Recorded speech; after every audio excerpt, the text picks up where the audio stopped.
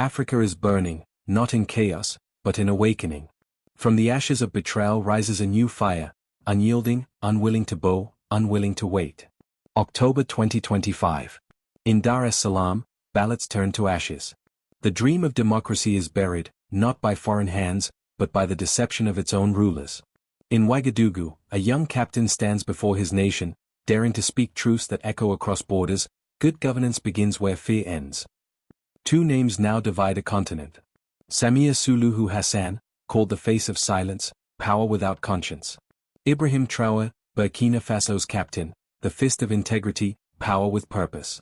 Between them lies a generational crossroads, the Africa Rising Gen Z movement, young people who refuse to kneel to the ghosts of empires or to the betrayal of local rulers. Tanzania burns because its truth was stolen. Burkina Faso rises because its courage was restored. In that contrast, fire and ashes, the soul of Africa is reborn. This is not just another headline. This is the awakening of a continent. This is the storm before sovereignty. Tanzania once called itself the peaceful heart of Africa. Today, the heart bleeds in silence. The 29th of October, 2025. The world watched daylight democracy die. Ballots printed with one name, streets patrolled by soldiers, the illusion of choice exposed. Samia Suluhu Hassan, once praised as a beacon of stability, turns her nation into a theater of obedience. Every script is written. Every citizen is forced to play a part. But the people refuse to act. Across Dar es Salaam to Mwanza, whispers turn into war cries. Youth flood the streets, not with guns, but with rage.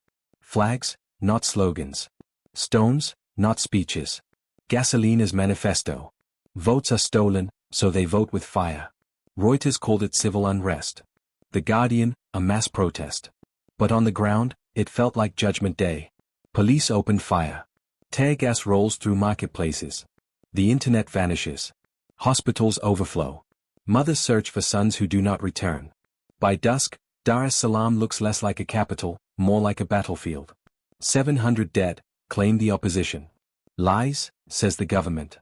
The truth drowns somewhere in between. Even in chaos, clarity emerges. For Tanzanian youth, silence is the final form of slavery. They march, not for power, but for meaning. Meaning in a nation sold, piece by piece. Ports leased to billion-dollar investors. Mines auctioned, futures traded for loans.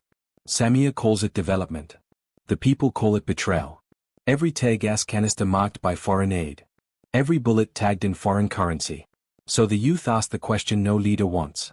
If our sovereignty must be borrowed, what does independence mean? This question ignites more than buildings, it ignites an identity. Decades of Tanzania as the model student, predictable, pliant, polite. But Gen Z, raised on screens and scars, see through the mask. They witness the same story in Sudan, Congo, Kenya. They see the pattern. Corruption branded as cooperation. Submission as partnership. Exploitation as assistance.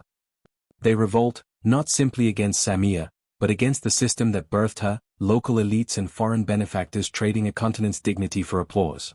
The second night, rebellion gains rhythm. Protest chants become hymns. Streets become pulpits. The youth shout in hunger, not hate, in awakening, not anarchy. For the first time in a generation, they do not wait for leaders. They lead themselves. A photo captures the uprising. A 17-year-old boy stands before a burning armored truck, holding a torn Tanzanian flag, painted in black, "We are done." That image travels faster than censorship. Before the government can cut the internet, it reaches Ouagadougou. There, beside a bare bulb, a young soldier sees the photo and speaks to his advisors. This is what happens when governance forgets the governed. His name is Ibrahim Traoré. As Samia tightens her grip, he sharpens his vision. He sees Tanzania's fire as a warning, not just for one leader, but for all. Peace without justice is not stability. It is sedation. He knows what's dying in Tanzania is not a government, but an illusion. That Africa could serve two masters. Its own people, and its foreign patrons. That illusion had to burn, so something honest could rise. By the third night, Dar es Salaam resembles the aftermath of an earthquake. Banks looted. Police stations in ruins. Power lines droop like broken veins. In the devastation, a strange beauty emerges. Unity. Muslims, Christians, farmers, workers, and students stand side by side, chanting enough. Enough deception. Enough dependency. Enough democracy without dignity. Samia appears on TV, voice trembling, promising order. The world sees only fear. She no longer speaks to her people, but pleads with her sponsors. The fall of Tanzania was not a collapse, but a revelation. The government failed its people, not the other way around. As smoke drifts westward, winds of rebellion spark in Ouagadougou. In Burkina Faso, not ink, but fire, not speeches, but sacrifice rewrite destiny. Ibrahim Traoré, son of struggle, did not inherit privilege, he took power for purpose. Where others saw chaos, he saw clarity.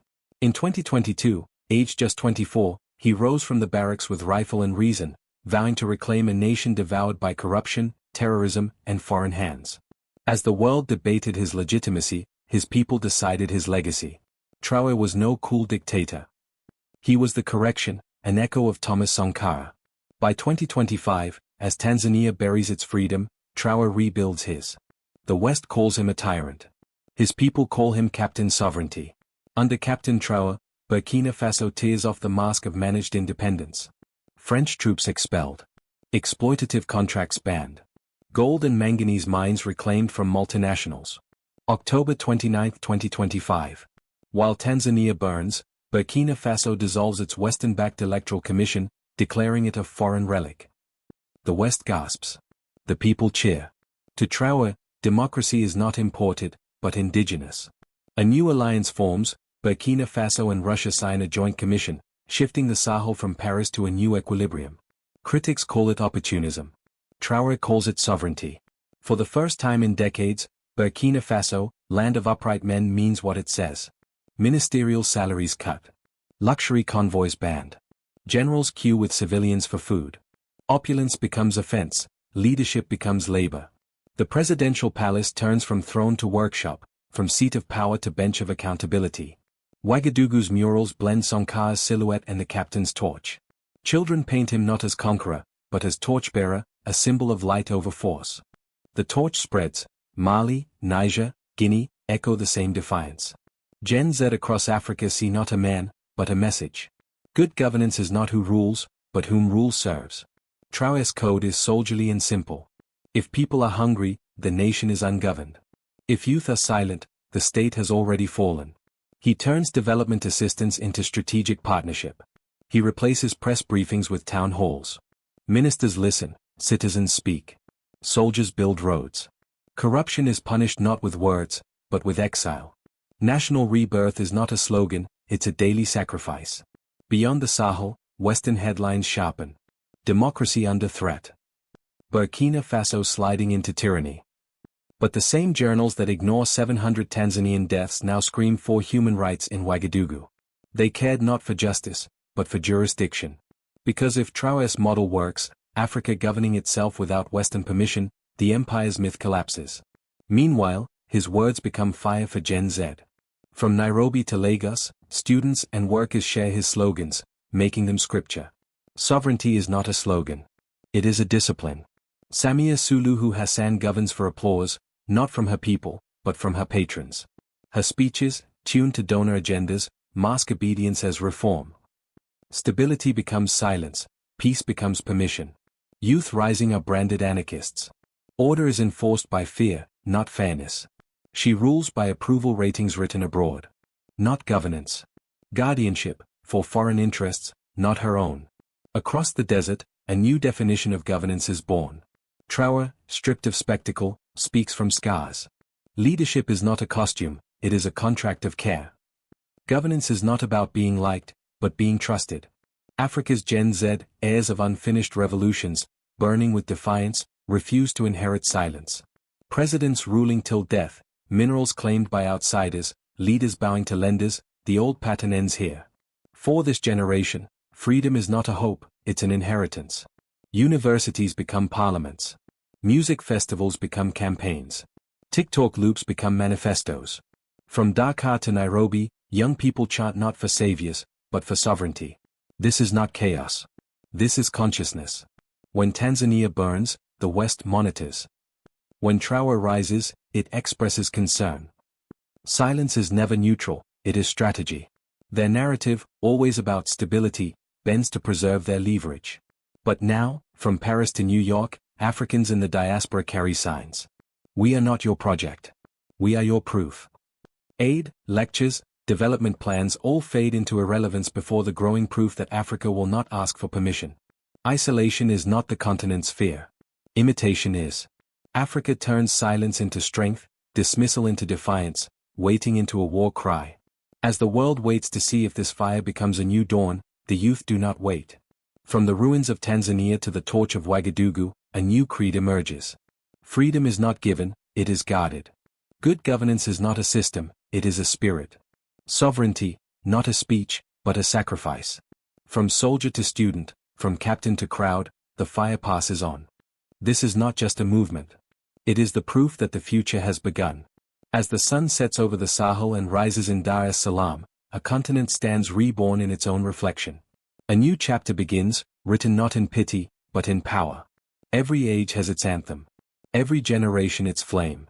For Africa, that flame is reborn, not carried by kings, but by calloused hands, not in the speech of donors, but in the footsteps of its youth. From the ruins, the torch passes on. It burns through fear, ignorance, and the silence of the world. This is no longer a moment. This is Africa, risen.